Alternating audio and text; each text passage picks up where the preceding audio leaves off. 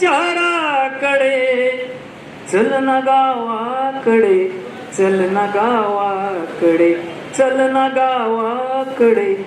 कोण म्हणतं? कोण म्हणतं सांगू शकता? अनंत राऊतांची कविता ही. पण मला सांगा लेखो, तुम्ही शिकता शहरामध्ये, विकता शहरामध्ये, पिकता शहरामध्ये, कमवता शहरामध्ये, तर त्या शहराला नावं का ठेवता रे? बरं गावाकडे जाऊन तुम्ही काय बघणार? गावाकडे राबणाऱ्या तुमच्या आई बापांच्या अपेक्षा कधी बघितलेत का तुम्ही? म्हणून शाहीर लोखंडेंनी बरचशीच कविता लिहिली. जीव भेंडाळला पार ढोराकडे, जीव भेंडाळला पार ढोराकडे, चल ना पोराकडे, चल ना पोराकडे, चल ना पोराकडे, चल ना पोराकडे. सावली राहिली दूर रानाकडे, बैलगाडी रिकामीच शेडाकडे. सावली राहिली दूर रानाकडे, बैलगाडी रिकामीच शेडाकडे. चालणे होत नाही शिवाराकडे, चल ना पोराकडे, चल ना पोराकडे, चल ना पोराकडे, चल ना पोराकडे. तरी बायको म्हणते कशाला त्याच्या डोक्यावर भार? तरी म्हातारा म्हणते बार नाही तिथे, पार नाही तिथे, नाही शेजारही, असं अनंत राऊत म्हणतात. जात नाही कोणी एकमेकाकडे. पण शाहीर लोखंडे असं नाहीत म्हणत, ती बायकोला समजावतंय. पार नाही तिथे बार नाक्यावरी, पोर माझे उभे त्याच धोक्यावरी. बघा कोल्हापूर नाक्यावर जाऊन मोजा. पार नाही तिथे बार नाक्यावरी, पोर माझे उभे त्याच धोक्यावरी. लक्ष ठेवायला त्याच साऱ्याकडे, चल ना पोराकडे, चल. पहिलं मानवलं मी, ज्यांनी केलं ते वृक्षमित्र धोमम होते, त्यांचा मी थोरला मुलगा. यशवंतराव चव्हाण हायस्कूलमध्ये मी शिकत होतो 65 साल. आणि त्याला भारतानं चिन्ह आक्रमण केलं, त्याला आम्ही काय भेटलेलो होतो, मी पोडालेला होता. त्यात पाठ असणारे 2-3 अंतर आणि मावळत्या सोयीचं साक्षीने कविता. इतका त्या सोय कधी बोलायचं नसतं, याचा अर्थ पाहिजे नसतो. पोहडा चालू होतो. कडकडली डपा थाप उडाला तर काप, छेड तुम्ही तार तोंतुण्याची, छेड तुम्ही तार तोंतुण्याची. कथाई गातो यशवंतरावांची जी जी, यशवंतरावांची जी जी. पागामागचं 14 सालात, पागामागचं 13 सालात, देवराट्रे की हो गावात, विठा माता वस्ती राहत. जन्मले बाळ यशवंत, विठा माता त्याची धन्यवंत. धन्य त्याचा पिता हो गेला भगवंत जी जी, गेला भगवंत जी जी. धन्य धन्य यशवंतराव मंडी गाव भारताचे ठेव, संरक्षण मंत्री भारताचा. अवतार हा वाटे शिवाजीचा जी जी, अवतार हा वाटे शिवाजीचा जी जी. मुला मुली गाला ज्या येतात कलियुगात, यशवंत आहे तुला तर देवराट्रे गावात. मोठे बिन तो सर्वांना, हात जोडून समाजाला. बंद करतो गापवाड्याला जी जी, बंद करतो गापवाड्याला जी जी. चव्हाण साहेबांनी त्याच्या कविता वाचली होती, त्यांना हात पाडली होती. ते कविता निळ्या ढंगाची लावणी गाणं मळ्यात घुमल, निळ्या ढंगाची लावणी गाणं मळ्यात घुमल. येड मायेचं पाखरू याड लावून जाईल, कळ केलं या माळाला रस नवाला विडली. रागू महिन्याच्या कष्टानं चावी किमया घडली. माझी साजरी मंजुळा हात धरी आता मंदी, बघलं जवारीचं पोत दोघं टाकी गाडी मंदी. गाडी शिगार भरली तवा घामा घुम झाली, ज्याम ओढून कासरावर सदनी घेतली. बसून ग मागस ये गाडी उगार होईल, बसून ग मागस ये गाडी उगार होईल. चिकटून बस मनाची न तुझा ग जाईल, चिकटून बस मनाची न तुझा ग जाईल. जय जय महाराष्ट्र. सांस्कृतिक स्वरूप द्यायचं हा पहिला. त्याच्याबरोबर साहित्यिक स्वरूप द्यायचं आहे, हा दुसरा भाग. आणि हे सगळ्याची जोपासना करायची आहे. कारण एकदा जर कालिका देवी संस्थेने चालू केलं, इतर सामाजिक आणि सहकारी आणि आर्थिक संस्था यामध्ये पुढाकार घेतील. उद्या भविष्यात असं सुद्धा होईल. आता आमचे फेडरेशनचे अध्यक्ष आले होते, त्यांनी आपल्याला मला सांगितले, म्हणजे अजून काय करता येते का बघूया, म्हणजे त्याला पैसे लागतात. तर ती काय म्हणलं किती पाहिजे, म्हटलं आत्ता सांगत नाही, म्हटलं नंतर बघू आपण. तर ह्या संस्था, आमची जी सावकारांची आमची जी कल्पना आहे का नाही, ती जिथं पैसा आहे, काय लागतं, सभासदांची मान्यता घ्यायची फक्त, आणि तो पैसा ह्या कामाला लावायचा. हे आपलं सध्याचं स्वरूप आहे. आपण त्यानंतर सावकार असो, आम्ही असो, थोडंफार यांची चर्चा झाली. आता करायचं काय, उपनिबंधक म्हणून जायचे का संस्था सांभाळायची. दोन पर्याय त्यांच्याकडे आम्ही ठेवले होते. म्हणजे उपनिबंधक म्हणून जाणार असाल आम्हाला त्रास होईल, पण तुमचा उत्कर्ष आहे, संस्था सांभाळणार असेल तुम्ही सांभाळा. ते म्हणजे माझ्या गल्लीतली संस्था आहे, मी संस्था सांभाळतो. आज ते आता लाल दिव्याची गाडी बंद झाली तर ते आज संचालक असते. अशी योगदान देणारी माणसं आपल्या संस्थेत आहेत. आणि मी त्यांना विनंती करतो, एक 5 मिनिटात त्यांनी संक्षिप्त संस्थेचा आढावा घ्यावा. का तर तुम्हा सर्व लोकांना ते माहीत असावं. धन्यवाद. चेअरमन, संचालक, मी कालिका कुटुंब प्रमुख मुनीरभाई बागवान आणि आपण उपस्थित सर्व मान्यवर, सुरुवातीला मी आमच्या संस्थेच्या प्रगतीचा गोष्वारा तुमच्या पुढे मांडतो. सन 1988च्या दरम्यान मुनीर बागवान, स्वर्गीय बाळासाहेब मोहिरे, स्वर्गीय जयंतीलाल भंडारी, स्वर्गीय महेश त्रिभुवने, संजय मोहिरे यांनी कलेतील ज्येष्ठांची चर्चा करून श्री कालिका देवी नागरी सहकारी पतसंस्थेची स्थापना केली. 1988 साली 10 रुपयांचा एक शेअर, प्रत्येकी 5 शेअर्स असे 561 सभासदांकडून 28,000 रुपये भागभांडवल उभारून 20 ऑक्टोबर 1988 दसऱ्याच्या मुहूर्तावर कासार समाजाच्या सार्वजनिक जागेवर संस्थेच्या कामकाजास प्रारंभ केला. संस्थापक चेअरमन म्हणून स्वर्गीय बाळासाहेब मोहिरे हे संचालक मंडळ कार्यरत झाले. 1991 या नगरीचे माजी नगराध्यक्ष व स्वर्गीय जयवंतराव जाधव यांचा संचालक म्हणून समावेश झाला. हे 1991 1993 पासून सावकार संचालक म्हणून कार्यरत आहेत. संस्थेची नूतन इमारत 2003 साली पूर्ण झाली. संस्थेने इमारतीमध्ये लॉकर सुविधा चालू केली. 2007 साली संस्थेने HDFC बँकेशी चॅनल पार्टनरशिप केली. नंतरच्या प्रत्येक टप्प्यात state bank, IDBI bank, Punjab national bank, bank of Maharashtra यांच्यामार्फत ॲडपार चेक, मल्टीसिटी चेक, DD याची सुविधा चालू केली. विशेष बाब म्हणजे संस्थेने रौप्य मोहिते वर्षात प्रत्येक सभासदाला 1 ग्रॅम सुवर्ण नाणं देणारी पश्चिम महाराष्ट्रातील एकमेव संस्था याचा एक नावलौकिक मिळवला. त्याचबरोबर 30 वर्षे पूर्ण झाल्यानंतर 30% डिव्हिडंड देणारी ही सुद्धा पश्चिम महाराष्ट्रातील आमची नागरी सहकारी पतसंस्था आहे. आणि हे सर्व आपण परमिशन घेऊन काम केले. संस्थेचे कुटुंब प्रमुख मुनीर बागवान यांनी संचालक पदाची 32 वर्षे काम केल्यानंतर त्यांच्या असं डोक्यात आलं की संस्थेची एक शाखा असावी. म्हणून सातारा जिल्ह्यामध्ये राजपथ या मेन रस्त्यावर संस्थेने 100 मार्कीची जागा घेऊन तिथं आपली शाखा चालू केली. आणि तुम्हाला विशेष अभिमान सांगा वाटतो की यावर्षी संस्थेने 10 कोटी ठेवीचं पूर्ण उद्दिष्ट सातारा शाखेत पूर्ण केलं. आज आम्ही 163 कोटी ठेवी, 0% NPA आणि 99% रिकव्हरी अशी असणारी आमची आर्थिक व्यवस्था आहे. जेव्हा सर म्हणले की आम्हाला सार्वजनिक कामात आपण काय करू शकतो का, तर आता सहकार कायद्यामध्ये फार बदल झाले. त्याच्यामध्ये कॅबल रेटिंग आलं, हे आलं. तर ऑडिटसाठी सामाजिक उपक्रमासाठी 2 गुण दिले जातात आणि आमच्या ऑडिट रिपोर्टमध्ये एक गुण महत्त्वाचा असतो. तर मी त्यांना म्हणलं की आपण एक सामाजिक उपक्रम करूया.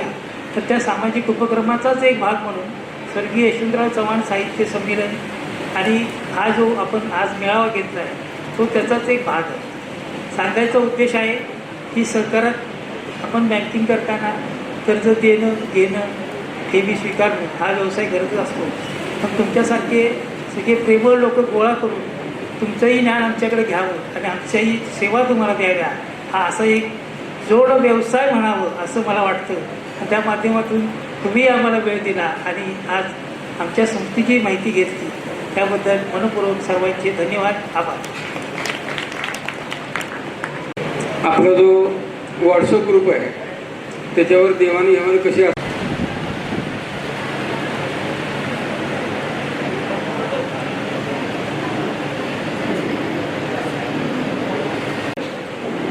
पण तरीही बोलणार नाही आहे, कारण ते किती लांबल हे माझं मला सांगता येणार नाही. त्याच्यामुळं मी लिहून आणलं आहे तेवढंच बोलतो, म्हणजे मग ते आपोआप कंट्रोलमध्ये येईल. आदरणीय व्यासपीठ, उपस्थित मान्यवर साहित्यिक आणि माझ्या शब्दप्रेमी रसिक बांधवांनो, नमस्कार. कृष्णा कोयनेच्या पवित्र प्रीतिसंगमावर जिथे विचारांची आणि संस्कृतींची समृद्ध परंपरा आहे अशा कराड नगरी आपल्यासारख्या शब्दप्रभूंसमोर उभे राहताना मला खरंच मनापासून आनंद होत आहे. कराड ही केवळ राजकीय किंवा ऐतिहासिक भूमी नाही आहे, तर ती विचारांची पेरणी करणारी भूमी आहे. संत कवी विठोबा अण्णा दप्तरदार यांच्यापासून ते पु.पा. गोखले, पंडितराव सप्रे, यशवंतरावजी चव्हाण, कवी यशवंत यांच्या वास्तव्यापर्यंत या मातीने साहित्याला नेहमीच सुपीक आधार दिला आहे. मात्र आजच्या धावपळीच्या आणि डिजिटल युगामध्ये ही साहित्यिक चळवळ अधिक जोमानं सुरू ठेवणं ही आपल्या सर्वांची जबाबदारी आहे. त्यासाठी कालिका देवी पतसंस्था यांच्या माध्यमातून आणि कालिका देवी कुटुंब प्रमुख माननीय मुनीर बागवान सावकार, संस्थेचे अध्यक्ष माननीय राजन वेळापुरे, तसेच माजी अध्यक्ष डॉक्टर संतोष मोहिरे, प्राध्यापक अशोकराव चव्हाण, तसेच महाव्यवस्थापक विवेक वेळापुरे आणि आजी माजी सर्वच संचालक आणि चेअरमन यांनी कराड आणि पाटण परिसरातील साहित्यिकांना एकत्रित करून हा 24 मे रोजी स्वर्गीय वेणुताई चव्हाण यांच्या जन्मशताब्दी वर्षानिमित्त त्या साहित्य संमेलनाचा घाट घातला आहे. त्यासाठी एक व्हॉट्सअप ग्रुप तयार करून आपल्या सगळ्यांना त्यांनी एकत्र केलं आहे. आत्तापर्यंत जवळजवळ 275पर्यंत त्याची संख्या झालेली आहे. त्याशिवाय इतरही 40 जणं जे आहेत, 40-50 जणं ते ग्रुपमध्ये नाही आहेत, पण ते आपल्याला बाहेरनं मदत करत आहेत. अशी जवळजवळ 300-325 माणसं ही आपल्याबरोबर येत असतात. तर त्यातील बहुतांशी लोक जे आहेत, म्हणजे माझ्या असं लक्षात आलं आहे की जवळजवळ एक आपण 325 म्हटलं तर त्यातले एक 70-75 लोक फक्त जरा ॲक्टिव्ह वाटत आहेत. म्हणजे बाकीचे बहुतेक म्हणजे हेही असतील, त्याच्यामध्ये वाजत असतील किंवा कसं प्रगट व्हायचं किंवा कसं पाठवायचं ह्याचाही त्यांना असं वाटत असणार शक्यता आहे. तर त्याच्यामध्ये सुद्धा असं आहे की कविता लिहिणाऱ्यांची संख्या जास्त आहे. आणि तुम्ही जर बघितलं असेल आत्तापर्यंत जर आपण त्या ग्रुपवर आलेलं जर बघितलं तर कथा मला वाटतं एकच नाही आहे खरं. म्हणजे आत्तापर्यंत कथा हा प्रकार आलेलाच नाही आहे त्याच्यावरती. आमचे बबन पोतदार आहेत का ते कथा वगैरे हे करतात वाटतं कथा, पण त्यांनी सुद्धा कथा वगैरे त्याच्यावर टाकायला हरकत नाही. किंवा आपणही जर कोण लिहित असाल तर कारण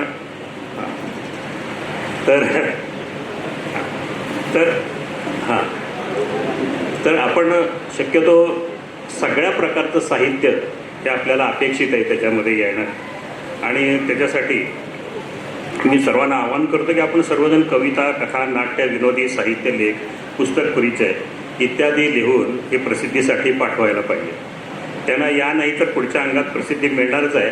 कारण हे साप्ताहिक आपण आता कंटिन्यू दर आठवड्याला आपण हे करणार आहे. आणि मगाशी चव्हाणकरांनी सांगितलं की जे आपल्याकडे आता जे रजिस्टर मेंबर झालेले आहेत त्या सगळ्यांना पहिल्यांदा हे प्राथमिकता मिळणार आहे. त्यासुद्धा आम्ही असं ठेवलं, आम्ही चर्चा करून की समजा ह्या आठवड्यामध्ये ह्या 10 जणांचं प्रसिद्ध झालं तर त्याच्या पुढल्या आठवड्यात दुसऱ्या 10 जणांचं, त्याच्या पुढल्या आठवड्यात दुसऱ्या 10 जणांचं, असं म्हणजे प्रत्येकाला त्या ह्याच्यामध्ये न्याय मिळाला पाहिजे. ही अशी आमची धारणा आहे की बाबा प्रत्येकाला त्याच्यामध्ये आपलं केव्हा तरी येणार आहे.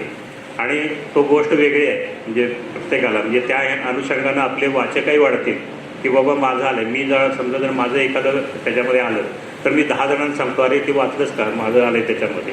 तर अशा दिवसातून आपल्याला वाचक वर्गही वाढवायचा आहे. वाचक वर्गही वाढवायचं आहे. असं कारण आणखीन असं आहे माझं की आपल्यातल्या बरेचसे जणं मी बघतोय आता की बरेचसे जणं शिक्षक म्हणजे रिटायरमेंट आहेत किंवा रिटायर होऊन आलेले आहेत किंवा प्राध्यापक आहेत.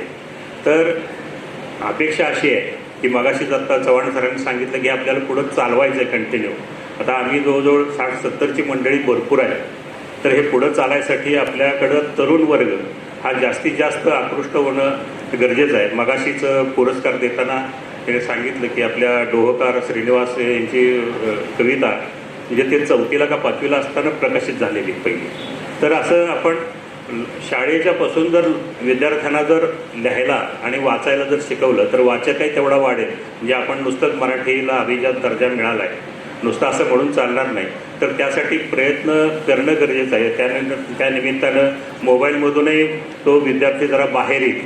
तर शाळामधून किंवा असं जर आपण जर समजा रिटायर जरी झालेलो असलो तर त्या शाळेमध्ये आपण जर जाऊन विद्यार्थ्यांच्या पुस्तकं जर आणखीन जास्त दिली आपण आणि त्याच्यावर काही त्यांच्याकडनं लेखन काढून घ्यायचं ठरवलं. म्हणजे पूर्वीच्या काळी निबंध वगैरे लिहायला असायचे, आपल्याला निबंध होते. आता निबंध कुठं नुसतं टिक मारायचे आहेत आता फक्त परीक्षा म्हणजे. त्याच्यामुळं वाचन नाही, काही नाही नुसतं ऑब्जेक्टिव्ह क्वेश्चनचा अभ्यास केला की संपलं. पण त्याच्यामुळं म्हणजे जी विद्यार्थ्यांची विचारशक्ती आहे तीच हळूहळू संपत चालली. तर आपण असं काहीतरी करू शकतोय का की बाबा शाळातनी जाऊन आपण काहीतरी त्यांच्याकडून लिखाण करून घ्यायचं किंवा म्हणजे त्याने लिखाण करायचं म्हटलं तर त्यानं वाचायला पाहिजे.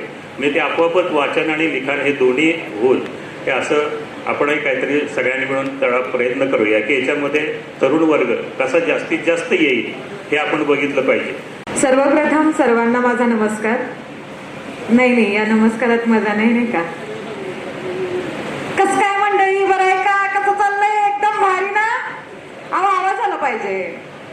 साहित्यिक लोक तुम्ही. हा काय पाहुणे आले आज इथं मी. जरा म्हणते की नमस्कार. नाही आवाजच येईन बाबा. नमस्कार. अशी कसं जेवण बिवण खाल्लंय ना जरा यायला पाहिजे. आता तुम्ही म्हणशील एकदम सुटापुटात आली आणि बोलायली कशी. पण मंडळी आपल्या मातृभाषेची गोडी जी तुमच्या चेहऱ्यावर आता मला दिसती ती आतापर्यंत होती का? होती का? मला खरं सांगा, होती का? ही आहे आपल्या मातृभाषेची गंमत आणि आपल्या मातृभाषेची गोडी. आणि म्हणूनच नमस्कार, मी प्रांजल जाधव.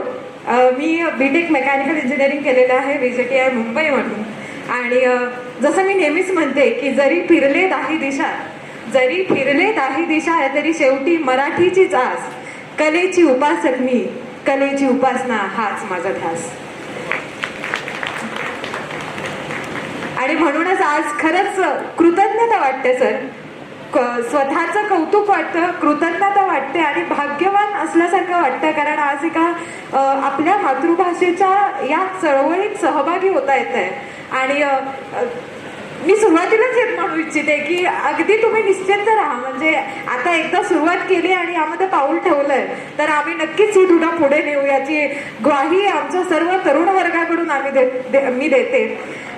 कारण मी इथे उल्लेख करू इच्छिते की जसं सरांनी सांगितलं की प्रणय दादा आणि आम्ही 22 विद्यार्थी आहोत. त्याच्यामध्ये आम्ही संघटित आहोत. तिथेही मी लिहिते. तिथे आमचं पाऊल एक साप्ताहिक येतं, मासिक येतं. त्याच्यामध्ये आम्ही नेहमी लिहित असतो. त्यामुळे लिहिणारे कमी झालेत असं नाहीये, लिहिणारे कमी झालेत असंही नाहीये, वाचणारे कमी झालेत असंही नाहीये. आहेत ते जपायचे आहेत आणि वाढवायचे आहेत आणि हेच ध्येय घेऊन आम्ही पुढे काम करू. आणि म्हणूनच पाहुणेचे तर शब्द तुम्ही ऐकले. आता या प्रांजलचे थोडे शब्द म्हणून तुमचं एक छान 2 मिनिटं मनोरंजन करायची इच्छा आहे. म्हणून माझी एक ओवी.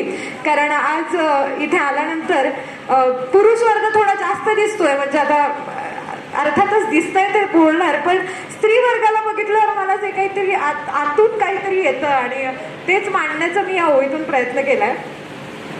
माझ्या सर्व स्त्री साहित्यिकांसाठी आहे आणि तुमच्यात दडलेल्या स्त्रीत्वासाठी हे आहे. त्यामुळे नक्की ऐका.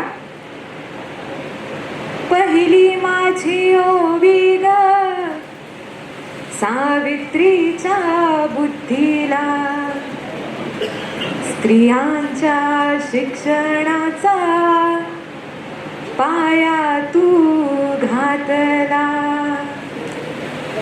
दुसरी माझी ओवी ग जिजाऊच्या शौर्याला, शिवबाच्या रूपाने ग राजा तू आम्हा दिला. तिसरी माझी ओवी ग शांताबाईच्या लेखणीला, गीतांच्या रूपाने ग आनंद तू आम्हा दिला. चौथी ओवी गायली, चौथी ओवी गायली माझ्या या सखीला, कुटुंबाच्या भल्यासाठी जन्म ग तुझा दिला. खरंच मनपूर्वक आभार सर, मला वेळ दिल्याबद्दल बोलण्यासाठी. आणि आज माझी एक लहानपणापासूनची इच्छा सुद्धा पूर्ण झाली आहे. मी 7वी 8वीत असताना सुंदर जगण्यासाठी हे पुस्तक पाटणे सरांचं वाचलं होतं आणि आज प्रत्यक्षात अगदी देव समोर उभारल्यावर जी भावना येईल ती काहीतरी भावना माझ्या मनात आल्यापासून आहे. आणि त्यामुळे खरंच मनपूर्वक आभार पूर्ण संस्थेचे, समितीचे. आणि आपण नक्कीच छान काम करू सर. धन्यवाद. आता प्रणय तिकडे बसलाय, प्रांजल आत्ता बोलून गेली. आपण काय करतो म्हणजे लहान मुलं जर मुलगी असेल तर ती स्वतःच्या भावामध्ये स्वतःला बघते, वडिलांच्या मध्ये बघते, आईमध्ये बघते. आता उलटं झालंय. आता प्रांजलमध्ये आम्ही स्वतःला बघायला लागलो की ह्या वयामध्ये ज्या वेळेला आम्ही होतो त्यावेळेला आम्ही काय करतो. प्रणय असो, ही जी मी नावं घेतली ना ती क्वालिटी मुलं आहेत. आज एक संधी आहे तुमच्यासमोर आणण्याची. आणि ह्यांच्याकडे बघितलं की असं वाटतं की 2-5 वर्षानंतर हा सगळा कार्यभार त्यांच्याकडे जरी सोपवला तर ते पूर्ण क्षमतेने हे पार करतील. उपस्थित असणारे सर्व रसिकजन, श्रोते, सगळ्यांना विनम्र प्रेम भरा नमस्कार. सरांनी 2 मिनिटं अचानक बोलायला सांगितलं, पण सर बोलत असताना सकाळपासून मी ऐकते की अनेक विचार डोक्यामध्ये तरळून जाते. कदाचित ते 2-4 विचार इथे येऊन मांडावेत या उद्देशाने मी इथं आले. मगाशी पाटणे सरांचं भाषण ऐकलं, भारावून गेले. कारण प्रत्येक विचार काही ना काहीतरी वाक्य त्यांचं आपल्याला देऊन जात होतं. मनावर कोरून ठेवण्यासारखी ती वाक्य होती. आणि त्यांनी सांगितलेलं एक सरांनी सांगितलेलं होतं की अशा पद्धतीनं तुम्ही साहित्य संमेलनाचं आयोजन करा. सरांनाही प्रश्न पडला होता की नक्की कसं करावं. तर त्या संदर्भात मला थोडंसं सांगायचं आहे की वेणुताई चव्हाण यांच्याविषयी थोडंसं महिलांनी साहित्य वाचावं आणि त्यांच्या कार्याच्या ओव्या तयार होतील, पाळणं तयार होईल किंवा कविता तयार होतील, गझला तयार होतील. आणि त्या पद्धतीने एक अजून 15 दिवस आपल्याकडे वेळ आहे तर त्यांना ती खूप चांगल्या प्रकारची स्मृती वाहता येईल, आपल्याला आदरांजली वाहता येईल या साहित्यातून. किंवा यशवंतराव चव्हाण यांच्या कार्याबद्दल सुद्धा आपल्याला अभ्यास करून पोवाडा असेल, कविता असेल किंवा वृत्तबद्ध कविता असेल, गझल असेल, काही ना काहीतरी लिहिता येतं. कारण लिहिणं हा प्रत्येकाचं वैयक्तिक मानसिक आविष्कार असतो, भावनांचा आविष्कार असतो. त्यामुळे बरेच जणांना आपलं वैयक्तिक सुखदुःख मांडण्याचाच जास्त कवितेतून सोस होत असतो. परंतु समाजाकडे बघून समाजातल्या चांगल्या विचाराची देवाणघेवाण सुद्धा आपल्याला कवितेतून करता येते, हे या माध्यमातून सिद्ध होईल. यासाठी मला वाटतं सरांनी एकच ग्रुप केलाय, त्याच्याऐवजी त्यांनी 2-3 ग्रुप करावे. एका ग्रुपवर कथा टाकाव्या, एका ग्रुपवर कविता टाकाव्या, एका ग्रुपवर ओव्या लेखन घ्यावं. आणि 15 दिवस जर ही कार्यशाळा अशा रीतीने केली तर तुमच्या मेच्या संमेलनामध्ये याचा चांगला उपयोग होईल आणि आपलं संमेलन विषयाला न्याय देणारं होईल, या विषयाला न्याय देणारं होईल. दुसरी महत्त्वाची गोष्ट, अनेक लोकांचे मी फारशा गजला टाकलेल्या नाहीत, थोडा वेळ होता तेवढा तेव्हाच टाकल्या. पण या गझलचा मोह अनेकांना पडलेला आहे. अनेक जण विचारतात की आम्हाला सांगा, आम्हाला त्याचं थोडंसं मार्गदर्शन करा, पण गझल 5-10 मिनिटात सांगण्यासारखी गोष्ट नाही. तिच्यासाठी मला सरांना सांगायचं आहे की तुमच्या मार्फत आमच्या गझल शिकणाऱ्या या नवोदित कवींसाठी एखादी कार्यशाळा आयोजित करून द्यावी. त्या ठिकाणी त्यांना एकत्र मी मार्गदर्शन करेन, परंतु आम्हाला ही उपलब्धता त्यांनी करून दिली तर हे शक्य आहे. बाहेरून येऊन आम्हाला इथं कराडमध्ये ते शक्य होत नाही. तर एका ठिकाणी एका छताखाली आपण जाऊन ते गझल लेखन सुद्धा इथून पुढे चांगल्या लेखन. कराडमध्येच गझल फारशी चळवळ गझलची नाही. लोक गझलचा अभ्यास करावा लागतात म्हणून गझलकडे वळत नाहीत, पण ते वळायला पाहिजे कारण ती काळाची गरज आहे. वारंवार तुम्ही अगदी दुःखावर पानभर कविता लिहिली तर तीच कविता 2 ओळीत तुम्हाला भारदस्त शब्दात सांगता आली पाहिजे की केली जरी सुखाची आजन्म आरती, झाली प्रसन्न दुःखे इच्छा न सोडती. अख्खी एक कविता सामावलेली असते एका 2 शेरामध्ये. तर त्या पद्धतीनं चांगलं खूप जण लिहितात. देशपांडे सर असतील, तळेंद्रजी लोखंडे सर, त्यांना सगळ्यांचं मी वाचते. त्यांच्याकडे एवढी प्रतिभा शक्ती आहे. फक्त तंत्र मंत्र याचा जर त्याने अभ्यास अजून थोडासा आमच्या बरोबरीने आणखी केला तर इथून पुढे सुद्धा ती प्रतिभा एका वेगळ्या दिशेनं जाईल. कारण जो रिदम आता त्यांनी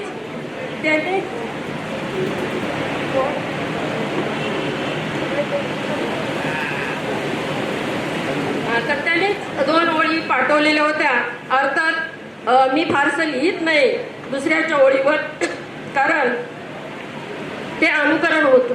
कवीचं नाव सुद्धा विसरलं जातं. आणि म्हणून त्यांना आम्ही क्लासमेट आहोत, एका वर्गात होतो, त्यामुळं सहजपणे आपलं मोकळेपणी त्यांनी जी ओळ टाकली होती त्याच्यावर मी लिहिलं. पण याच्यासाठी लिहिलं खळेंद्र भाऊ की कविता वृत्तात लिहिल्यानंतर तिला कशा प्रकारचा भाग प्राप्त होतो हे सांगण्यासाठी मी ती कविता लिहिलेली होती. बघ माझ्या चष्म्यातून तुला बघता आलं तर, बघ माझ्या चष्म्यातून तुला बघता आलं तर, जग माझ्यासारखं तुला जगता आलं तर, तुझ्या माझ्यामध्ये मोठी विषमतेची दरी, तुझ्या माझ्यामध्ये मोठी विषमतेची दरी, तुझी तूप रोटी माझी शिळी भाकर बरी, चालणार असेल तुला तर चल माझ्या घरी, जायचं असेल जा, मागे फिरता आलं तर, बघ माझ्या चष्म्यातून तुला बघता आलं तर, तुझ्या वाटेवर सदा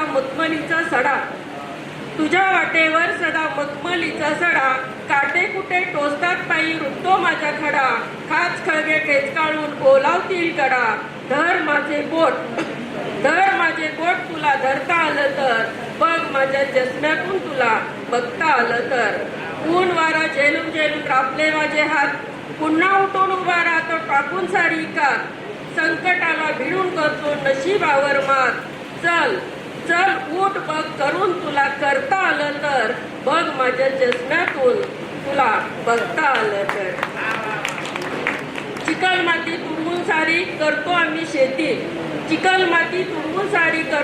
शेती, घाम गाळून पिकवतो रानात माणिक मोती, कष्टाशिवाय धान्याची भरत नाही पोती, भर तुला कष्ट करून भरता आलं तर, बघ माझ्या चष्म्यातून तुला बघता आलं तर. गाडी बंगला असून तुला झोप नाही लागत, रात्रभर तळमळत बसतोच उगाच जागत, राशीमध्ये लोळून सुद्धा तुझं नाही भागत, उठ दगलीतून तुला उठता आलं तर, बघ माझ्या चष्म्यातून तुला बघता आलं तर. जिकडे तिकडे फिरतो फक्त समानतेचा वारा, कोण गरीबाचा वाली कोण देतो धारा, ज्याच्या त्याच्या डोक्यावर ज्याचा त्याचा भारा, हे भरारी राखेतून तुला उडता आलं तर, बघ माझ्या चष्म्यातून तुला बघता आलं तर, जग माझ्यासारखं तुला जगता आलं तर, जग माझ्यासारखं तुला जगता आलं तर. धन्यवाद.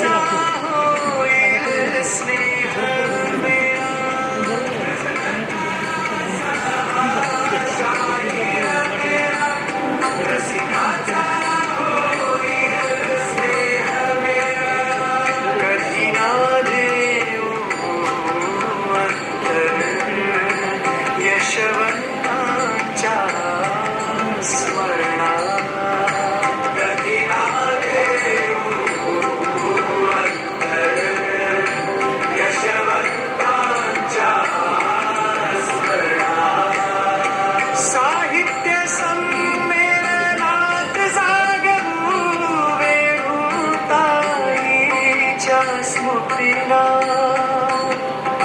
साहित्य संमेलनात वेणुताईच्या सुटीला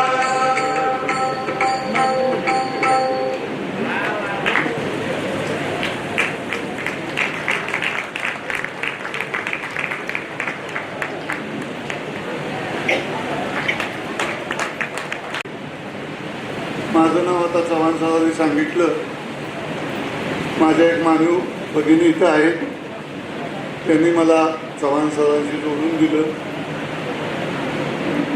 लोक असतात पण आपल्यात एक कम्युनिकेशन गॅप असते म्हणून एकमेकाला आपण माहीत होत नाही. मी इथलाच आहे, घोगलेवाडी जो हजारमाची नावाचं माझं गाव आहे. मी तिथं साहित्य संमेलन घेतलं. मोहिते सरांनी पहिली कविता म्हटली आणि प्रत्येक वेळी प्रस्थापितच असावं असं काही नाही.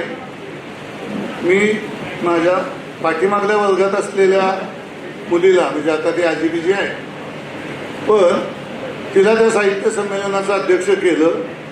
तिची आत्ता 76 पुस्तकं प्रसिद्ध झालेली आहेत. हे लोकांच्याकडून पोचत नाही. आता परवा 8 तारखेला मी श्रीगोंदा तालुका आणि नगर तालुका यांच्या सीमेवर गुंडेगाव नावाचं गाव आहे. तिथं एक शिक्षक आहे भापकर गुरुजी. आपल्याला माहीत आहे की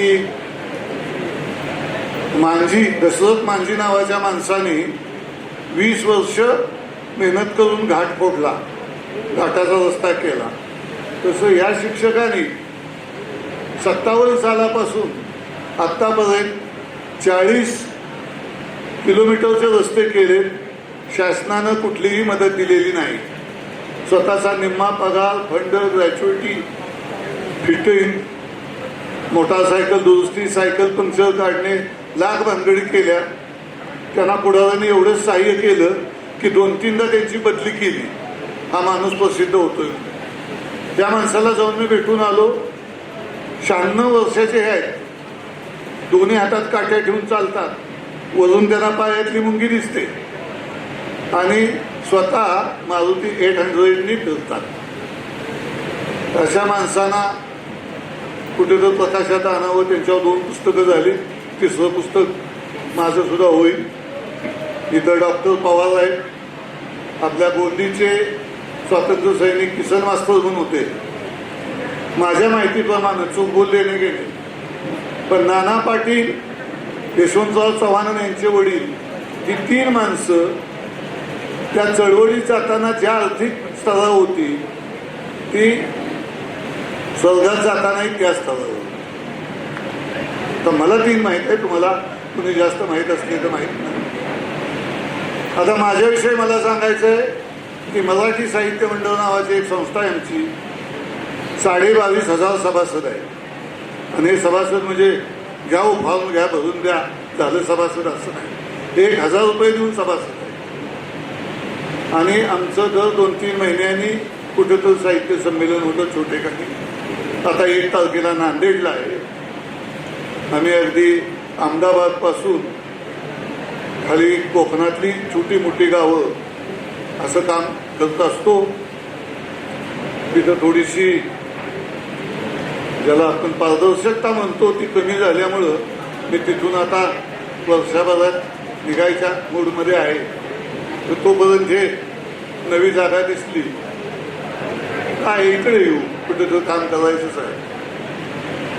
तर मी साहित्य संमेलन घेतलं, ते एकट्यानेच घेतलं. व्याप झाला, त्रास झाला, काय व्हायचं ते झालं. म्हणून मी आता ठरवलंय की ह्या महिन्याभरात एक कवी संमेलन घ्यायचं आहे. ते कवी संमेलन ओगलेवाडीपाशी हजारमाची गाव आहे. मी तिथून रिक्षा ठेवणार आहे. तिथं यायला, इथून ओगलेवाडीला यायला फार सोपं आहे. रिक्षा आणि बसनं जाता येतं. तर त्या काव्य संमेलनाला किती लोकांना यायची इच्छा आहे हात वर करा. म्हणजे मला अंदाजे आहे म्हणजे 5-25 लोक आहेत. माझ्याकडे साधारण 50-1 माणसाची बसायची सोय आहे आपल्या घरात. 1 वाजता ठेवलंय म्हणजे तुम्ही जेवून याल. 7 वाजता सुट्टी, ते जेवायला घरी जात, मधल्या वेळेत आमचा पाहुणचार आहे. पण आपल्याला काय होतं की आता ही वाङ्मयाची दुकानं लागली. तुम्ही पैसे द्या, आम्ही तुमची कविता, एक कविता म्हणायला चान्स देतो. तुम्ही आम्हाला पैसे द्या, आम्ही तुम्हाला काय तुम्ही सांगाल त्या नावचा पुरस्कार देतो. तर हे सगळं मला काय आवडत नाही.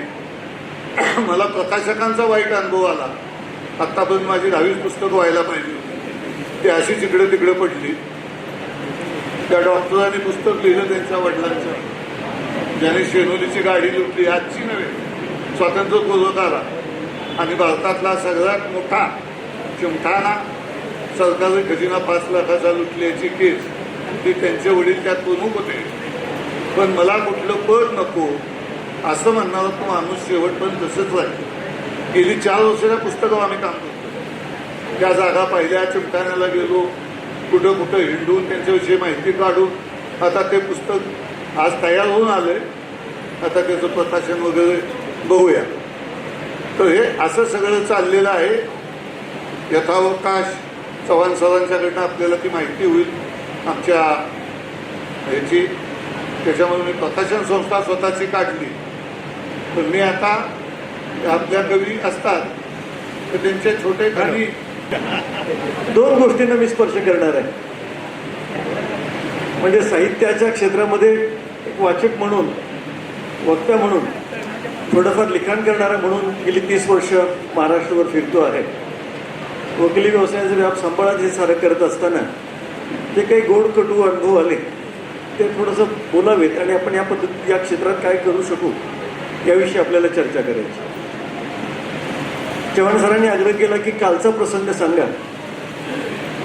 महात्मा फुले, शाहू महाराज, गाडगे महाराज, कर्मवीर भाऊराव पाटील, महर्षी विठ्ठलरामजी शिंदे, यशवंतराव चव्हाण अशा 18-20 व्यक्तिमत्वांविषयी मी गेली 30 वर्षामध्ये 1,500हून अधिक व्याख्यानं भारतभर दिली आहेत. आणि म्हणून काल महात्मा फुल्यांची 199वी जयंती आणि 200व्या जयंती वर्षाचा प्रारंभ हे औचित्य साधून गेले 1.5-2 महिने मी अत्यंत प्रयत्नपूर्वक महात्मा फुलेंचे सारे अखंड हे कॅलिग्राफीमध्ये A4 साईजवर लिहून काढले आणि त्या नव्या पिढीनं वाचावेत. त्याची काही व्याख्यानाच्या निमित्तानं आपण जाऊ तिथं प्रदर्शनं करावी आणि परत सोबत घेऊन यावं या एक माफक अपेक्षा. योगायोगानं काल मी ते सारे अखंड फुलेवाड्यावरती घेऊन गेलो गंजपेठेमध्ये. आणि एवढी माफक अपेक्षा होती की त्याचं किमान स्वागत व्हावं आणि आपल्याला योग्य ठिकाणी तिथे लावता यावे. तिथल्या संबंधितांना मी भेटलो आणि अशी इच्छा व्यक्त केली की म्हणजे असे महात्मा फुल्यांनी लिहिलेले अखंड आहेत, त्यात माझा एकही शब्द नाही, फक्त माझं अक्षर ते आहे आणि आपण योग्य ठिकाणी मला जागा सांगा, तिथं माझा मी लावतो, माझा मी घेऊन जातो. त्यांनी सुरुवातीला त्या वडाच्या झाडाकडे बोट दाखवलं, म्हणजे तिथं लावा. म्हणलं तिथं लावणं सोपं आहे, परंतु वाचणार कोण, तिथपर्यंत नजर तरी जायला पाहिजे. शेवटी छोट्या अक्षरात दिलेलं तर आहे, पण अशा दर्शनी ठिकाणी मला ते लावता यावं म्हणून इच्छा व्यक्त केली. त्यावर त्यांनी सांगितलं की नाही, आता म्हणले मुख्यमंत्री मान्यवर येण्याची वेळ झाली आहे, आता आम्हाला यात काही बदल करता येणार नाही. मग धाडसाने म्हटलं मला जरा आतल्या बाजूला लावायला परवानगी. त्या वाड्यात जो आपण ऐतिहासिक जो आड जी विहीर महात्मा फुल्यांनी समस्त वर्गासाठी समाजासाठी खुली केली, त्या विहिरीच्या परिसरात लावतो म्हणलं मी. आणि तिथं मात्र त्यांनी जोरदार हरकत घेतली. म्हणजे तिथं तुम्हाला लावता येणार नाही, कारण ते पुरातत्व खात्याकडे त्याचं आहे, काही तुम्हाला बदल करता येणार नाही. आणि म्हटलं गैरसमज करताय, मी तिथं काही बांधकाम करणार नाही, खेळासुद्धा ठोकणार नाही, दोऱ्या 2 टोकाला बांधणार आहे आणि घेऊन जाणार आहे. नाही म्हणले आता तुम्ही आमचा अंत पाहू नका, आता तुम्ही तिथं काही करायचं नाही. मग इतकं ऐकल्यानंतर मात्र माझ्यातला कराडकर जागा झाला. म्हटलं गैरसमज करताय, मी तुम्हाला परवानगी मागायला आलेलो नाही, तुम्ही इथले आहात म्हणून तुमच्या कानावर फक्त घातले, मी तिथं बांधायला निघालोय म्हणजे. आणि मी बांधायला सुरुवात केल्यानंतर मात्र ही सारी मंडळी संतापून आली. नाही म्हणले, 1 मिनिट पण अंगाला हात लावायचा नाही,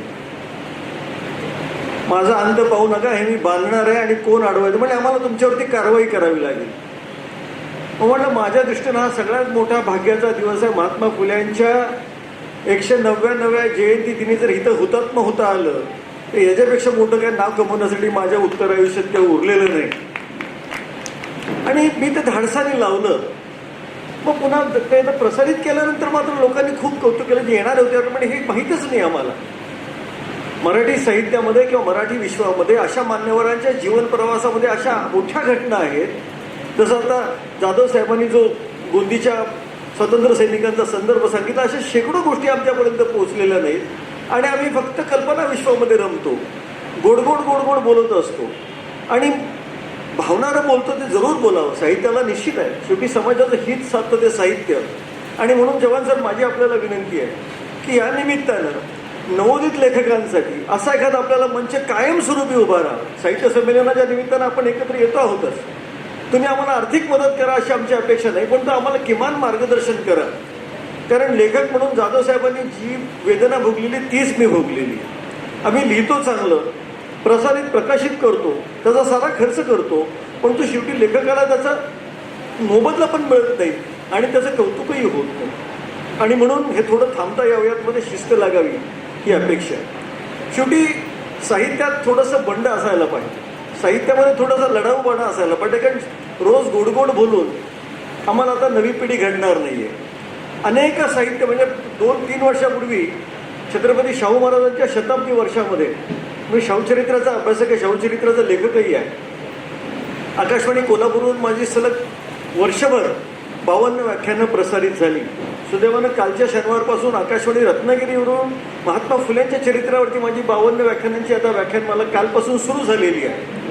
मला सांगायचं एवढंच आहे की जेव्हा मी महाराष्ट्राचा दौरा केला, की ज्या एकही पैसा न घेता महाराष्ट्राचे 36 जिल्हे, 50 तालुके आणि 35 विद्यापीठं किंवा इन्स्टिट्यूशन्स, बार असोसिएशन, जिथं जिथं मला महाराष्ट्रावर जाता आलं, सरकार सलग 60 दिवस मी 9 फेब्रुवारीला घरातून स्टार्टर मारून बाहेर पडलो आणि 9 एप्रिलला संपूर्ण महाराष्ट्राची परिक्रमा करून परत आलो.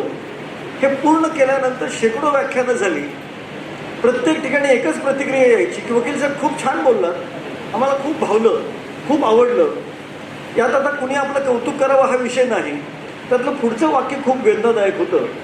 पुढचं वाक्य असं असायचं की वकील साहेब, शाहू महाराज आम्ही पहिल्यांदा ऐकले. आम्ही शाहू फुले आंबेडकरांचा जर आमचा महाराष्ट्र म्हणत असू, पुरोगामी विचाराने जाणारा जर महाराष्ट्राचा आम्ही गुणगान गाणार असू आणि शाहू फुले आंबेडकर, कर्मवीर विठ्ठलरामजी शिंदे आम्हाला माहीतच नसतील, तर आम्हाला मराठी म्हणून सांगायचा अधिकार नाही. तुम्ही कुणाचं कौतुक करावं, कोणती विचारधारा असावी, शेवटी संविधान सर्वश्रेष्ठ आहे आणि संविधानाचा धागा त्याची पायाभरणी महात्मा फुलेंनी, तात्यासाहेबांनी केलेली आहे. तो विचार समाजाच्या शेवटच्या स्तरापर्यंत जाण्यासाठी थोडं वेगळ्या वाटेने जाण्याची गरज आहे. आपण लोक म्हणतात की तुम्ही सांगता, तुम्ही जगता का? तुम्ही कधी तुमच्या व्यक्तिगत आयुष्यामध्ये याचा काही विचारधारा पाळली का? तुम्ही नम्रपणे सांगतो, तसंही एक धाडस मी आता 6 महिन्यापूर्वी केलं. माझ्या मुलाच्या लग्नाचा प्रसंग होता. माझा चिरंजीव हर्षवर्धन भारतीय सैन्य दलात लेफ्टनंट कमांडर उच्च पदावरती अधिकारी आहे. मी कुठल्याही बापाला अभिमान वाटावं इतकं चांगलं यश त्यांनी देशपातळीवर कमावलेलं आहे. भारतीय सैन्य दलाचा तो उत्तम खेळाडूपैकी त्याची गणना होते. अनेक रेकॉर्ड त्याच्या नावाने कायम आहे. त्याच्या लग्नाचा जेव्हा निर्णय झाला तेव्हा मी पाहुण्यांना एकच सांगितलं की हे थोडंसं लग्न आपल्याला वेगळ्या पद्धतीने करायचं. कारण आता जाती धर्मामध्ये माणूस इतका विभागायला लागलेला आहे की आम्हाला माणूस म्हणून आम्ही एकमेकाला स्वीकारतच नाही. तुमची वेशभूषा काय आहे, तुम्ही खाता काय, तुम्ही बोलता कोणती भाषा, याच्यावरून आम्ही माणुसकी ठरवायला लागलो. असं तर आम्ही आमच्या भारतामध्येच विसरून एकमेकाची माणुसकी विसरत आहोत. या पार्श्वभूमीवर मी एक लग्नाचं वेगळ्या मार्गाने जायचं सावकार धाडस केलं. माझ्या इथं आपल्या कुंडल शेजारी बलवडी नावाचं गाव आहे. त्या बलवडी गावामध्ये भाई संपतराव पवार नावाचे वयवर्षी 85चे ग्रहस्थ आहेत. त्यांनी भारतीय स्वातंत्र्य लढ्यात जे जे हुतात्मे झाले, हुतात्मे आपल्याला फक्त काही ठराविक नावं माहीत असतात, भगतसिंग, सुखदेव, राजगुरू, मदनलाल धिंगरा, अशफाकुल्ला, बिरसा मुंडा, बाबू गेनू, अशी काही मान्यवर नावं आम्हाला ठेवत असतात, मग मर्यादित नावं. पण तो भाई संपतराव पवारांनी भारतीय स्वातंत्र्य लढ्यात जे जे 100% हुतात्मे झाले भारतभरातले, त्यांच्या प्रत्येकाच्या नावानं 35 वर्षापूर्वी 7 एकर जसागेत जाधवसाहेब प्लांटेशन केलेलं आहे. आणि ती सुरूची एकसारखी झाडं आता आभाळाच्या उंचीची गेलेली आहे. मी पाहुण्यांना विश्वासात घेतलं, सुनबाईला विश्वासात घेतलं आणि चिरंजीवाला सांगितलं की आपण मर्यादित लोक, अगदी मर्यादित, हाताच्या बोटावर मोजणे इतकी लोक, पाहुण्यांकडची 15, माझ्याकडची 25 माणसं आणि पर्यावरणामध्ये काम करणारी आमची कराडमधली परिसरातली की 35-40 माणसं सोबत घेऊन गेलो. तिथं गेल्यानंतर मात्र तिथल्या कॉलेजेस, पलूस कॉलेज आणि कुंडल कॉलेजची मी 80 विद्यार्थी जाधव साहेब तिथे निमंत्रित केले. तुम्ही या, कशासाठी वेगळ्या वाटेने आम्ही जात आहोत, तुम्ही त्याचे साक्षीदार असायला पाहिजे, कारण भावी पुढच्या जबाबदारी तुम्हाला या मार्गाने जाता आला तर बघायचा. ते 80 विद्यार्थ्यांना मी पुन्हा माझ्या मुलाला आणि सुनबाईला, होणाऱ्या सुनबाईला मंचावरती बोलवलं आणि सांगितलं, बाळांनो तुम्ही ह्या 80 भावंडांशी आता संवाद साधायचा आहे. 1 तासाचा तुम्हाला वेळ आहे. 1 तासामध्ये तुम्ही कसे घडलात, तू कसा अधिकारी झालास आणि सुनबाई सुद्धा मल्टीनॅशनल कंपनीमध्ये कशी उच्चपदस्थ अधिकारी झाली, ती शेतकऱ्याचीच मुलगी आहे. म्हटलं हे सारं समजावून सांगा आणि त्यांना कळू द्या की आपल्याला काय करता येतं. जाधव साहेब हे चर्चासत्र चाललं 1 तासावरून 1.5-2 तास ते चर्चासत्र चाललं. म्हणलं आता ती मुलं बोलती झाली. आता म्हणलं तुम्हाला दुसरं काम सांगतो. आपण इथं लग्न करणार आहोत या दोघांचं. त्यासाठी आपले साक्षीदार कोण आहे तर भारतीय स्वातंत्र्य लढ्यात हुतात्मे झालेली हे सारे, त्यांचे हे स्मृतीचे शेष चिन्ह आहेत. आपण प्रत्येकाने त्या झाडांना आता खत घालायचं. प्रत्येक झाडाला सावकारांनी खत घातलं, पाणी दिलं. 5 देशभक्तीपर फक्त गीतं म्हटली आणि 5व्या गीताच्या वेळी 40 रुपयांचे हार एकमेकाला घातले आणि मी सांगितलं लग्न झालं. आता ही मुलं पुन्हा कराडमध्ये येतील, आपल्या विजय दिवस चौकातल्या त्या स्मारकाला वंदन करतील, चव्हाणसाहेबांच्या समाधीला वंदन करतील आणि घरी जातील. कोणताही विधी नाही, कर्मकांड नाही, घोडा नाही, वाजंत्री नाही, पुरोहित नाही, हळद कुंकू नाही, काहीही नाही केलं. आपल्याला वेगळ्या वाट्याने जाता येतं आणि हा संदर्भ आपल्याला समाजापर्यंत पोहोचता आला पाहिजे. हे देणं साहित्याचं काम आहे. मग तुमचं ते कृतीतून असू द्यात, उक्तीतून असू द्यात, विषयातून असू द्यात, विचारातून असू द्यात. आणि म्हणून अशा काही वेगळ्या विषयानं जाणारे कोण तरुणाई असेल, ज्येष्ठ असतील, त्या साऱ्यांनी पुढे यावं आणि समाजाला मार्गदर्शन करावं. कारण समाज भरकटणारा, साहित्यामध्ये खूप मोठी ताकद आहे. मॅक्सिम गॉर्कीनी आई नावाचं एक पुस्तक लिहिलं आणि रशियन क्रांतीला वेगळं वळण लागलं. एका पुस्तकामध्ये समाज बदलण्याची ताकद असते. महात्मा गांधींनी चले जावची घोषणा केली, डू ऑर डाय, करा नाही तर मरा, आणि अख्खा देश पेटून उठला. ही शब्दांची ताकद आहे, पण तो आपल्याला शब्द योग्य पद्धतीनं वापरता आले पाहिजे. आणि म्हणून थोडंसं मी गंभीर विषयावरती बोलतो आहे, पण तो साहित्य हे जतन केलं तर त्याला एक आपली वैचारिक उंची राखता येते आणि त्या मार्गाने आपल्याला जाता येतं. थोडा गंभीर बोलतोय, पण मी थोडासा कवितेत रमणाराही प्राणी आहे. मी फारशा कविता काही करत नाही, पण ज्या काही केल्या त्या मात्र सुदैवानं खूप चांगल्या झाल्या असं मला वाटतं. प्रत्येक कवीला असंच वाटतं. ग्रामीण भागातला बाप आपला पोरगा घडवण्यासाठी, आपली पोरगी लेकरं घडवण्यासाठी काय यातायात करतो हे त्या कवितेत लिहिलेलं आहे. कवितेचं शीर्षक आहे, मध्यान सूर्य डोक्यावर घेऊन बाप माझा लढत होता. कारण त्याच्या वाट्याला सावली कधी आली नाही. आयुष्यभर तळपता सूर्य डोक्यावर घेऊन तो लढत होता. मध्यान सूर्य डोक्यावर घेऊन बाप माझा लढत होता. मीठ मिरची घेऊन संगे कोरडा घास खात होता. मध्यान सूर्य डोक्यावर घेऊन बाप माझा लढत होता. मीठ मिरची घेऊन संगे कोरडा घास खात होता. ऐसे नव्हे गोडधोड त्याला होते वर्ज कधी. ऐसे नव्हे गोडधोड त्याला होते वर्ज कधी. पण कुपाडीतलं पोळं आणि शेंड्याचा पाड लेकरासाठी आणत होता. मध्यान सूर्य डोक्यावर घेऊन बाप माझा लढत होता. पहिला कोंबडा आरवायच्या 2 रांजण भरायचा पाण्यानं. पहिला कोंबडा आरवायच्या 2 रांजण भरायचा. बाबलीची भक्कम गाठ सुटकी सरशी फोडायचा. बेण्याची मार्किन टोकाची आडगी बैल. बेण्याची मार्किन टोकाची आडगी हसडा शिवाट ठाकायचा आणि मध्यान सूर्य डोक्यावर घेऊन बाप माझा लढायचा. नदीला पूर आल्यावर बायाचा खुशीत. नदीला पूर आल्यावर बायाचा खुशीत. भल्या भल्यांची टरकल्यावर बाची उडी नदीच्या खुशीत. अहो भले थोरले उंडके बा पुरात पोहून धरायचा आणि मध्यान सूर्य डोक्यावर घेऊन बाप माझा लढायचा. आम्ही शाळेत जाताना बा भलताच हळवा व्हायचा. आम्ही शाळेत जाताना बा भलताच हळवा व्हायचा आणि शाळेचा गणवेश आमच्या डोळं भरून बघायचा. वर्गात जाऊन बसेपर्यंत दारात उभा राहायचा आणि मध्यान सूर्य डोक्यावर घेऊन बाप माझा लढायचा. मी 7वीत पहिला आलो तेव्हा बा दुसऱ्याच्यात राबत होता. मी 7वीत पहिला आलो तेव्हा बा दुसऱ्याच्यात राबत होता. कसं कळलं कुणास ठाऊक, पण कोंबडा घेऊन आला होता. कसं कळलं कुणास ठाऊक? पोराचं कौतुक कसं करणार? ग्रामीण बाप आहेत. कसं कळलं कुणास ठाऊक? पण कोंबडा घेऊन आला होता. त्यानंच शिकवलं कुस्तीचं डावण महापुरात पोहायला आणि मध्यान सूर्य डोक्यावर घेऊन बा होता लढायला. मी 10वीत गेल्यावर बाणत तंबाखू सोडली. मी 10वीत गेल्यावर बाणत तंबाखू सोडली. आईनं विचारल्यावर म्हणला की डबीच माझी पडली. काहीतरी तो लटकी स्वभाव सांगतो, पण त्याला माहिती आता पोरगं मोठं झालं, आपण व्यसन करून चालायचं नाही. मी 10वीत गेल्यावर बाणत तंबाखू सोडली. आईनं विचारल्यावर म्हणलं की डबीच माझी पडली. अहो चौघाच्या पेगमीचं वजन बा कवळ्यात धरून उचलायचा आणि मध्यान सूर्य डोक्यावर घेऊन बाप माझा लढायचा. आता मी मास्टर होणार कळलं. आता मला बीएडला ऍडमिशन मिळतं. मी मास्टर होणार कळल्यावर बा उजडत तालुक्याला गेला. मी मास्टर होणार कळल्यावर बा उजडत तालुक्याला गेला आणि ज्योतिबा कर्मवीराचा फोटो हरासकट घेऊन आला. ज्योतिबा कर्मवीराचा फोटो हरासकट घेऊन आला. शान घाण काढताना बा ओव्या अभंग म्हणायचा आणि मध्यान सूर्य डोक्यावर घेऊन बाप माझा लढायचा. पहिल्या पगारात मी आणलं धोत्राचं पान. बापाचं आता काय करणार ग्रामीण भागातला पोरगा?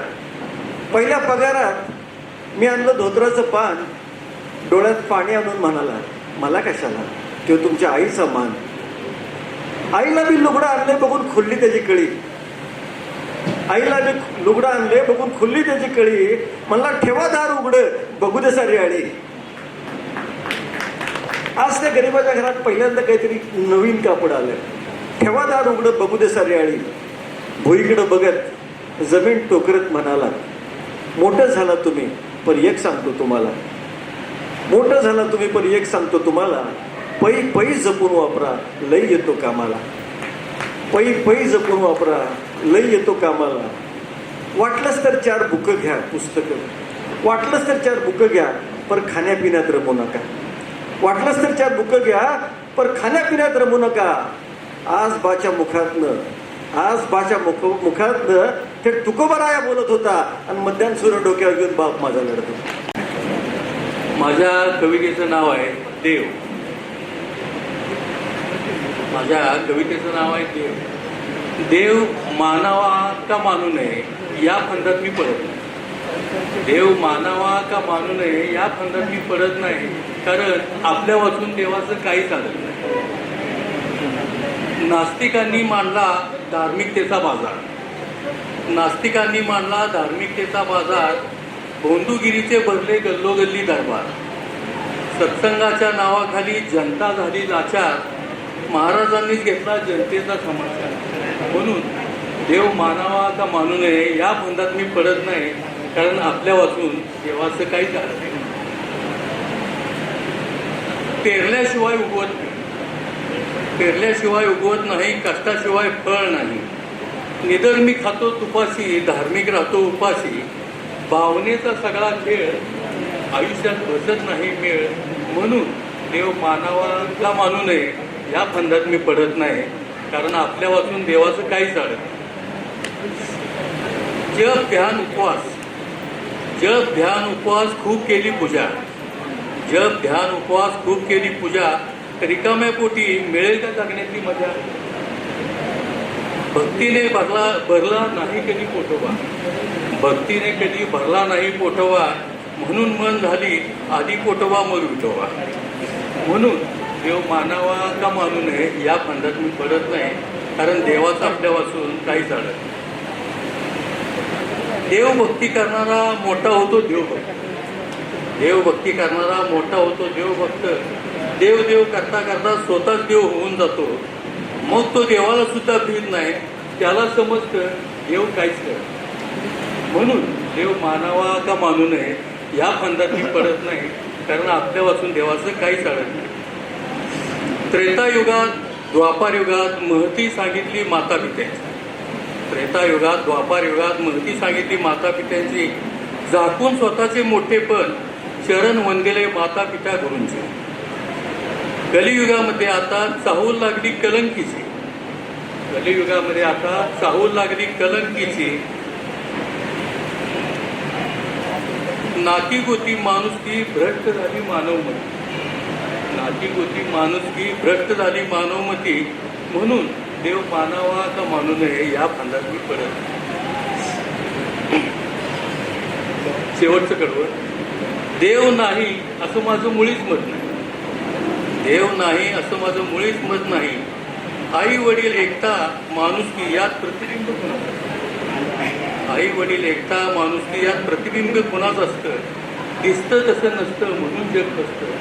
म्हणून देव मानावा का मानू नये या बंधात मी पडत नाही, कारण आपल्या वाचून देवाचं काय सांगत. गोरखे साहेब धन्यवाद. मी कुठेतरी तो किस्सा ऐकला होता की म्हणजे असं समजूया की माझी कविता चालू आहे आणि समोर एकच बसलाय. तर मला आनंद झाला की एक तरी बसलाय. मी त्याला विचारलं तुम्ही कसं काय बसलाय? म्हटलं तुमच्यानंतर माझा नंबर आहे म्हटलं. असो थोडंसं गझल सादर करतो. चेहरे खरे खुरे उगाच ज्ञात जाहले, चेहरे खरे खुरे उगाच ज्ञात जाहले, मुखवटे जमाजुनेच आसवात जाहले. मित्र मित्र म्हणत जास लावलास जीव तू, त्याच मानसाकडून आज घात जाहले. आपल्याच मानसास आपलीच व्यत्यये, आपल्याच मानसास आपलीच व्यत्यये, सत्य हे बघून घस्स काळ जात जाहले. रंग संपला म्हणून जीव ओतला जिथे, चित्र ते अनोळखी कसे क्षणात जाहले. वाहते नसा नसात रक्त एक माधवा, वाहते नसा नसात रक्त एक माधवा, कातरी रथा पुढेच रक्तपात जाहले. उच्च नीच वैश्य शूद्र वर्ण भेद कालचे, आज तेच भेद प्रवर्ग जात जाहले. जातपात धर्मपंथ कुळ मूळ स्पृश्यता, जातपात धर्मपंथ कुळ मूळ स्पृश्यता, प्रश्न एक जन्म कोण त्या थरात जाहले. शिक्षणाविनाच राज्यकारभार चालला. हे दोन अर्थानं, जे राज्यकारभार करायला बसलेत ते शिक्षणाविना जाऊन बसलेत, आणि दुसरा अर्थ म्हणजे जो राज्यकारभार सुरू आहे तो सुद्धा शिक्षणाविनाच सुरू आहे. तर शिक्षणाविनाच राज्यकारभार चालला, हे जगी अशक्य मात्र भारतात जाहले. कीड पाहुनी फळास पान फूल छाटले, कीड पाहुनी फळास पान फूल छाटले, अनविकार खोल रुजल्या मुळात जाहले. ज्या पुण्यात काल माय झेललेस शेण तू, ज्या पुण्यात काल माय झेललेस शेण तू, लीन ते पुणे तुझ्याच स्मारकात जाहले. हट्ट बाळगून मी उगा जगात हिंडलो, हट्ट बाळगून मी उगा जगात हिंडलो, सर्व हट्ट शेवटी पुरे घरात जाहले. काल आवतानहीन धाडले जिथे मला, आज फार मानपान स्वागतात जाहले. असेल बघा की पावसावरी उन्हात एक शेर वाचला, पावसावरी उन्हात एक शेर वाचला, 2-4 मेघ हे जमान भात जाहले. द्वारकेत रुक्मिणीस कृष्ण भेट लाजरी, द्वारकेत रुक्मिणीस कृष्ण भेट लाजरी, राधिके तुझेच नाव गोकुळात जाहले. मोजकेच बोललो बघून आज मी तिला, शब्द नेमके तिच्या पुढे कपात जाहले. शेवटचा शेर की कौतुकात गायले तिचेच गीत मी जसे, कौतुकात गायले तिचेच गीत मी जसे, नाव केवढे तिचे उभ्या जगात जाहले. धन्यवाद. ही आपली नवीन पिढी आहे, म्हणजे तुम्हाला आम्हाला आता काळजी करायचं कारण नाही. हे हळूहळू कोणतरी पुढे नेईल. मग अशी माहितीमध्ये एक माहिती सांगून ठेवतो.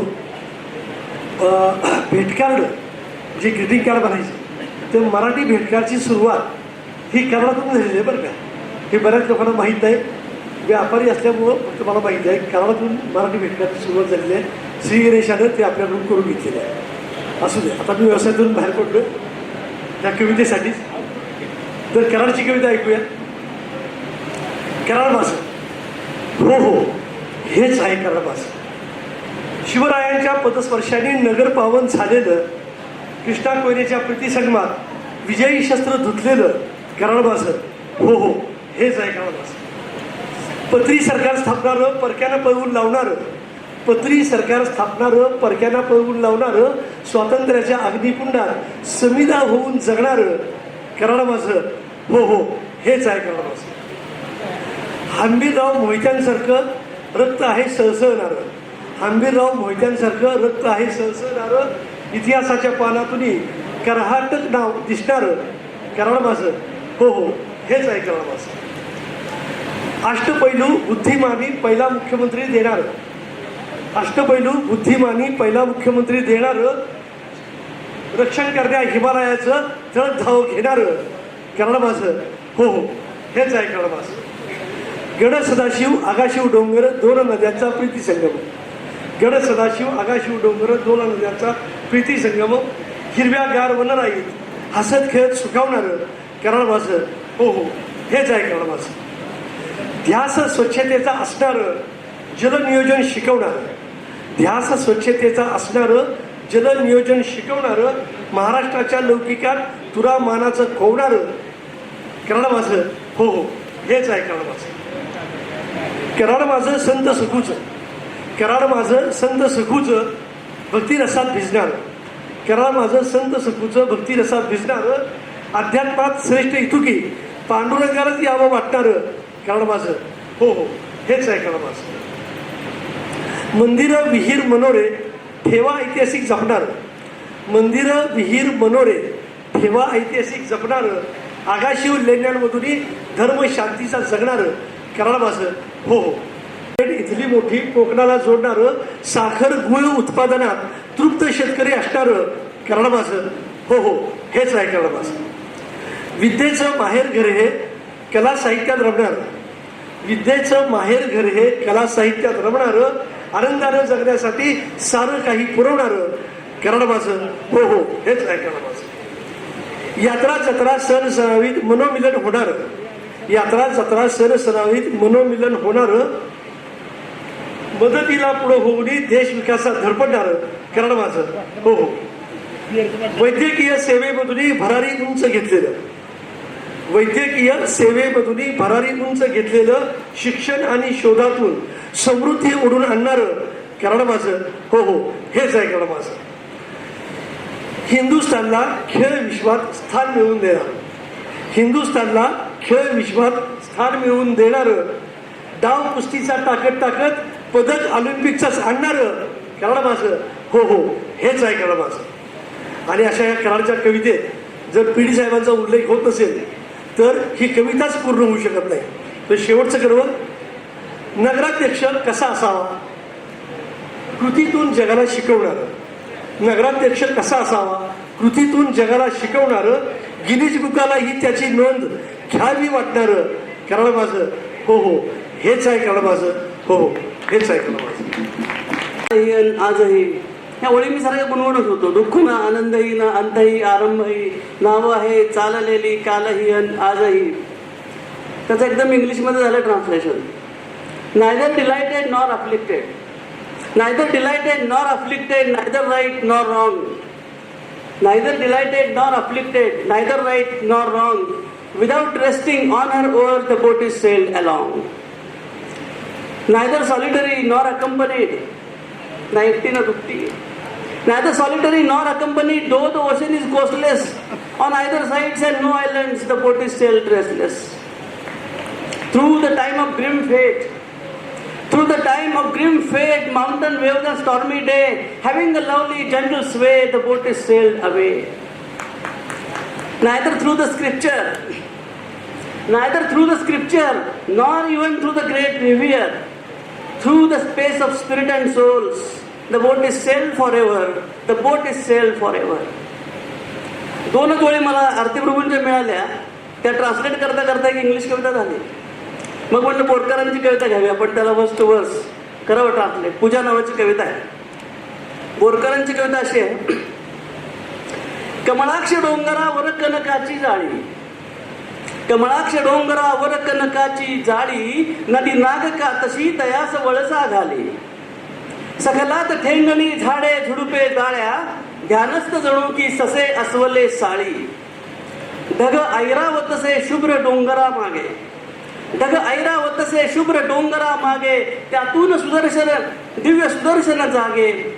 फाकून पाखरे कृष्ण कमळ पंखांची, दीप्तीत धूपसा भूप उलगडू लागे.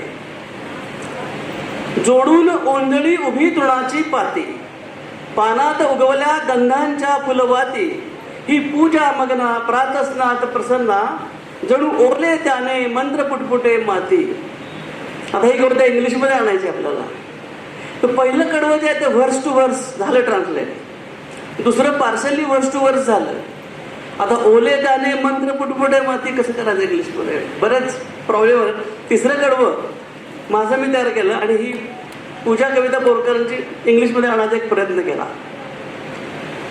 कमळाक्ष डोंगरावर कनकाची जाळी, on the lotus eyed mountain there is a great of golden sky. On the lotus eyed mountain there is a grate of golden sky. River just like a serpent's law is turning around by. नदी नाग का तशी तयासवळ Sagalee. On the lotus eyed mountain there is a grate of golden sky. River just like a serpent's law is turning around by. Dwarfs in the lowland, valley alive, the trees and thickets creepers, lost in the contemplation as if bears and wild creatures. ध्यानस्थ जणू की ससे अस्वले सारे. ढग ऐरावतसे शुभ्र डोंगरा मागे, clouds the herd of white elephants is tipsy behind the hill. Clouds the herd of white elephants is tipsy behind the hill, resting the holy golden wheel on palmer built of sill. Colored wings are flapping, colored wings are flapping, singing ode to the zealous. Colored wings are flapping, singing ode to the zealous moods. Frankincense in the light of dawn is spreading wide in the woods. फ्रँकिनसेन्स म्हणजे धूप आणि don आहे, पहाट आहे, हां म्हणून don, धूप आहे म्हणून पहाट. Frankincense in the light of dawn is spreading wide in the woods. शेवटचं कडं मात्र माझं मी केलं, त्याला बोरकर बाजूला ठेवले. Sprouting there in the paddy fields, sprouting there in the paddy fields the rice and dancing cranes. Cranes म्हणजे कर्कोचे. Sprouting there in the paddy fields, the rice and dancing cranes, following their palms, shoots of grass are pressing the drizzling rains. Incarnates here on the land, thus contented spirit of skies. Incarnates here on the land, thus contented spirit of skies, and the deep self-enlightenment is seen in the mountain's eyes. आणि बोरकरांच्या 4 वेळी अशा होत्या. डोळ्याहुनीही जवळ असून तू नक्षत्राहुनी दूर, डोळ्याहुनीही जवळ असून तू नक्षत्राहुनी दूर, अश्रूहुनीही सदय असून तू हिऱ्याहुनीही निठूर. जरा जवळनी उरात घरशी विकल गुड काहूर, दुराहुनी पण हळूच छेडीसी कलाव तू समसूर. ह्याचं इंग्लिशमध्ये बघा. डोळ्याहुनीही जवळ असून तू अश्रूहुनीही दूर, डोळ्याहुनीही जवळ असून तू नक्षत्राहुनी दूर. Though you are nearer than the eyes, to me you are far afar as a star. Though you are nearer than the eyes, to me you are far afar as a star. Compassionate, you are more than tears, still you have flown afar. From very near you comes in my heart. From very near you comes in my heart with an obscure, enigmatic sorrow. After parting away through space-time distance, you sing like an occult sparrow. अशी बोरकरांचीच एक कविता केली होती. B.K. Gadge sir बसले तिथं, ते माझ्या वडिलांच्याकडे यायचे आहेत आणि ते फ्रेडरिक स्पॉर्थिसच्या डेव्हिल्स अल्टरनेटिव्ह पुस्तकावर त्यांनी चर्चा केलेली मी ऐकलेली आहे की भाषांतर कसे असतात किंवा त्यांचा इंग्रजी वाचनाचा व्यासंग खूप मोठा पाहिलेला आहे मी. तर तेव्हापासून मला बाबा हॅज गॉन टू परगावा, मेसेज त्यांचा द्यायला हवा. नेव्हर आस्किंग थोरल्या भावा, नेव्हर आस्किंग थोरल्या भावा. मदर वॉटर शेंदायला हो, हाऊ आय कम टू नांदायला, हाऊ आय कम टू नांदायला हो. आदरणीय व्यासपीठ आणि समोर बसलेले सगळे बंधू भगिनी, प्रामुख्यानं समारोपाचं काम मी माझ्याकडे घेतल्याचं कारण असं की एखाद्या आर्थिक संस्थेनं शहरातल्या सुजाण नागरिकांची दाद घ्यावी आणि नुसतीच दाद घ्यावी असं नाही, तर त्यांच्या पुढेही पुन्हा एक आदर्श निर्माण करावा, अशा प्रकारचं काम 21व्या शतकात या ठिकाणी घेतलं आणि त्याचा एक मनापासून झालेला आनंद व्यक्त करावा. आपल्या सर्वांच्या वतीनं या संस्थेचे, या संस्थाच्या संस्थापक किंवा संचालकांचे आणि त्याचबरोबर प्राध्यापक आमचे मित्र अशोक चव्हाण यांचे सर्वांचे आभार मानावेत आणि त्याशिवाय या कार्यक्रमाचा समारोप योग्य होणार नाही एवढ्या एका भूमिकेने मी आपल्यासमोर उभा आहे. त्याची भूमिका प्रामुख्याने अशी की कालिका देवी पतसंस्था गेली अनेक वर्ष या ठिकाणी काम करते. सामान्य व्यवसाय करणाऱ्यांच्या जीवनामध्ये एक प्रकारची मदत करावी आणि त्या मदतीतून त्यांना त्यांच्याच पायावर उभं राहायला शिकवावं, ह्या एका लहानशा भूमिकेतून उभा राहिलेली ही संस्था. मुनीर बागवान सरांनी त्याला घातलेलं खतपाणी, मग त्यावर जयवंत जाधव असतील, बाळासाहेब मोहिरे असतील, अनेक लोकांची मला या ठिकाणी नावं आठवतात, डॉक्टर साहेब होते. पण ह्या सगळ्या लोकांनी ह्या प्रकारचं जे काम केलं ते काम करत असताना त्या कामातून आपला एक ठसा उमटवला तो त्या ठिकाणी आर्थिक क्षेत्रामध्ये आम्ही तुम्हाला मदत करतो, आमच्या मदतीने तुम्ही उभे राहू शकता असा आपल्या कराडकरांच्याकडे आत्मविश्वास निर्माण केला आणि त्या आत्मविश्वासातून अनेक व्यावसायिक निर्माण झाले. आणि हे व्यावसायिक निर्माण झाल्यानंतर आता संस्थेला ज्यावेळेला एक प्रकारची उभारी आली, संस्था ज्या पद्धतीला या प्रकारे अशा पद्धतीने निश्चितपणाने काम काहीतरी करू शकते आणि काम केलेल्या कामाचा ज्यावेळेला त्याने एक आपला सोपान निर्माण केला, त्या सोपानावर या ठिकाणी विश्रांती घेण्याकरता हा नवा उपक्रम अशोक चव्हाणांच्या मदतीने त्यांनी घेतला. एवढ्याकरता या ठिकाणी मुनीर बागवान सावकार साहेबांचे, त्याचप्रमाणे राजन वेळापुरे चेअरमन साहेब यांचेही या ठिकाणी, चेअरमन साहेब म्हणते एवढं की राजनला राजन असं म्हणायची मला सवय अनेकदा, पण तरीसुद्धा आज या ठिकाणी ह्या पदावरती विराजित आहेत, त्यामुळे त्यांना या ठिकाणी चेअरमन साहेब म्हणायला पाहिजे. तेव्हा वेळापुरे चेअरमन साहेबांचे, त्याचप्रमाणे कार्यकारी संचालक विवेक वेळापुरे यांचे, त्याचप्रमाणे बाकी सगळे संचालक व्यासपीठावर आहेत, आपण सर्वांचे या ठिकाणी मी मनपूर्वक यावेळेला आभार मानतो. प्रामुख्याने सकाळच्या कार्यक्रमामध्ये आपल्याला पाटणे सरांनी साहित्य संमेलन कसं असावं याच्या प्रवृत्तीचा एक वेगळा या ठिकाणी आलेख घालून दिला, आराखडा करून दिला. त्या आराखड्यावर जाण्याचा आपण प्रयत्न करू, पण त्याचपूर्वी ह्या पद्धतीनं अशोक चव्हाणांनी या संस्थेला या ठिकाणी एक प्रकारची दिशा दिली आणि त्या दिशेतून हे या ठिकाणी साकार करून दाखवलं. गेल्या महिनाभरामध्ये त्यांनी अशा प्रकारचा प्रयत्न केला की सगळे लोक ग्रुपवर एकत्र यावेत आणि ग्रुपवर एकत्र आल्यानंतर त्याचा जो सहभाग किंवा त्याच्यातला प्रतिसाद जो बघितला आणि तो प्रतिसाद बघून त्याचं साहित्य संमेलनामध्ये रूपांतर करावं अशा प्रकारची भूमिका त्यांनी घेतली आणि जे मनामध्ये आलं ते सत्यात उतरवण्याचा प्रयत्न केला आणि त्याच्याही पाठीमागे हे सगळे आर्थिक काम करणारे सगळे संचालक उभे राहिले. एवढ्याकरता या संस्थेचे खास आभार. ह्या संस्थेने घेतलेलं प्रत्येक काम या ठिकाणी निश्चितपणानं चांगलं होईल. आता या ठिकाणी काम करायची उमेद आपल्याकडे आली आणि त्या उमेदीनं घेतलेलं काम तुमचं निश्चितपणानं चांगलं होईल. समाजामध्ये आणखी एक वेगळा नवीन ठसा उमटविला जाईल. मग असे अरुण काकडे सरांच्याबरोबर बोलताना एक माझा विचार झाला की सहकाराच्या भूमिकेतनं या ठिकाणी काम करत असताना लोकांना व्यवसायामध्ये उभं करावं हा विचार येऊन उभे राहिलेली ही माणसं, जे आता संभाजी मोहितेंनी सांगितलं की साहित्य हे समाजाचं हित पाहणारं असतं, ते समाजाचं हित पाहण्याचं हे जे दुसरं अंग आहे आणि लोकांच्या मनामधल्या साहित्य भूमिकेला, साहित्य प्रेमाला वाट करून देण्याचा जो भाग आहे तो भाग त्यांनी पुन्हा आता जवळ केला. याही कामामध्ये त्यांना चांगलं